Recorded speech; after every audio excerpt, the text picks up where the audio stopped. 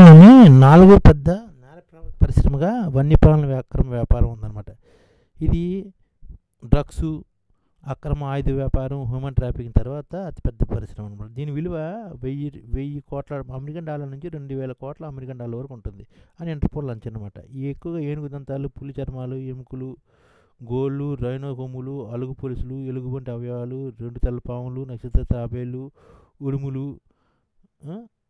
పులీలు, rhino వంటి జాతుల మనుగడకు ఇవి ఎంతో ప్రమాదకరంగా తయారన్నమాట. టాప్ 20 దేశాల్లో ఇండియా కూడా ఉందన్నమాట. మనుగడ తగ్గిస్తున్న దేశాల్లో వన్యప్రాణుల సంఖ్య గత 50 ఏళ్లలో 3/200 క్షీణించింది. అంటే 60% తగ్గించనమాట. పెన్నుముక్కలకి క్షీరదాలు, పశువులు, సరీసృపాలు, ఉభయచర జీవుల సంఖ్య సగటున 60% మేర క్షీణించింది. ఇప్పుడు రకరకాల 1800 పైగా రకాల వన్య జంతువులు, మొక్కలు వన్యప్రాణ సంరక్షణ చట్టం 1972లో రక్షణ కల్పించింది. కానీ ఇది పేరుకే రక్షణ కల్పించింది. పుల్లు, ఏనుగులు, రైనోలు వంటి జంతువుల సంఖ్య పెరిగినప్పటికీ కొంతవరకు వీటి సంఖ్య కూడా పెరిగింది. లెస్సన్ ఫ్లోరికల్ సంఖ్య 20 ఏళ్ళ కిందట 3500 ఉండేది. అది నేడు భారత్, నేపాల్తో కలిపి 1000 కూడా లేవు.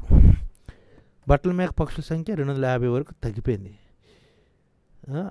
భద్రాచల, రాయలసీమ, మహారాష్ట్రలో సిరుంచి వరకు విస్తరించిన కలివికోడి నేడు ఆంధ్రప్రదేశ్లో లంకమల్లేశ్వర ప్రాంతానికి మాత్రమే పరిమితమైంది. చిట్టడవులు, బహిరంగ ప్రదేశాల ఆవాసాలుగా ఇవి దెబ్బతినడంతో కలివికోడి సంఖ్య ప్రస్తుతం 50 నుంచి 250 మధ్య ఉంటుంది.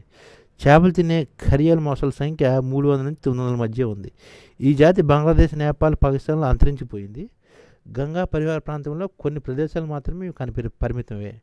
నదులపై, జలాశయాలపై ఆనకట్టలు నిర్మించడం వల్ల నదులలో చేపల వేట, ఇసుక తవ్వకాలు వంటి జరగడం వల్ల ఈ మొసలి వనికి ప్రశ్నార్థకంగా మారింది. కేరళ, తమిళనాడులో ఉండే కొండమేక, నీలగిరి తారుల సంఖ్య 3 వరకు తగ్గింది. ప్రపంచం మొత్తంగా కేవలం ఈశాన్య భారతానికి పరిమితమైన హులో గిబ్బన్ వానరాల సంఖ్య బాగా తగ్గిపోతుంది. ఇంట్లో పెంచుకోవడానికి అంతర్జాతీయంగా ఎంతో గిరాకీ ఉన్న ఇండోనేషియా రేటి ద్వీపాన పాము, మెడ తాబేళ్లు తీవ్ర మనుగడ ముప్పును ఎదుర్కొంటున్నాయి. సముద్ర శాకార క్షేత్రమైన డ్యూడ్ గాంగ్ ది కూడా ఇదే పరిస్థితి. ఖరీదైన సముద్రపు ఆహారంగా భావిస్తున్న 54 రకాల అలబోన్ ఆల్చిప్పల్లో 20 జాతులు వేగంగా అంతరించిపోతున్నాయి. ఎర్రచందనము, టేకు, జిగ్రేటి మొదలైన వృక్ష జాతులు కూడా మనం త్వరగా కొట్టేస్తున్నాం.